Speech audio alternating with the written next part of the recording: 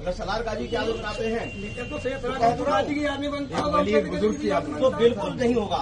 जो चीज है सच्चे वो तो इसीलिए कह रहा हूँ किसी लुटेरे की तो वह लुटेरा था। सब कुछ माना जा सकता नहीं, ये नहीं छुड़ा सकते ना, ये चीज नहीं छुड़ा सकते हैं। नेजा से इकराम अब्दुल गाजी की आदमी बनता तो याद रखिएगा। और तो वह ये भी बता दो, इतिहास गवाह है कि वह महमूद गजनवी का सेनापति था।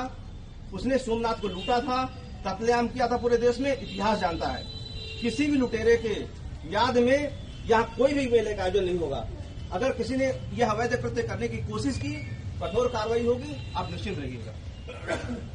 किसी भी लुटेरे, फिर कह दूं, किसी भी लुटेरे के प्रति आप अगर कहेंगे कि ये बहुत अच्छा है, बड़ा अच्छा दरगाह वाला है, तो बिल्कुल नहीं माना जाएगा। देश के प्रति जिसने भी अपराध किया है उसका साथ कोई देगा, वो भी देशद्रोही है।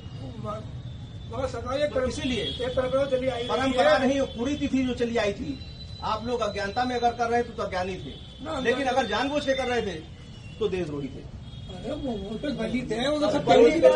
बताइए ना, जो पहले जानते हो आज भी जानते हो। मैं पूछ रहा हूँ, वह सेनापति था कि नहीं गजनवी का?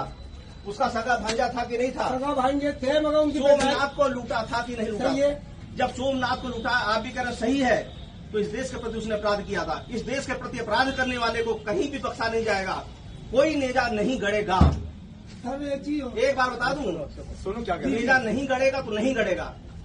देश के प्रति जिसने अपराध किया है, आप भी कह रहे हैं सोमनाथ लूटा था, जब सोमनाथ को लूटा था तो लुटेरे की याद में बिल्कुल नेजा नहीं गड़ेगा। याद रखिएगा, अगर गड़ा तो राष्ट्रद्रोही हैं आप। अगर इस देश के हैं, आप भी कह रहे हैं सोमनाथ को लूटा था, लुटेरी की याद में कैसे आप बना सकते हैं?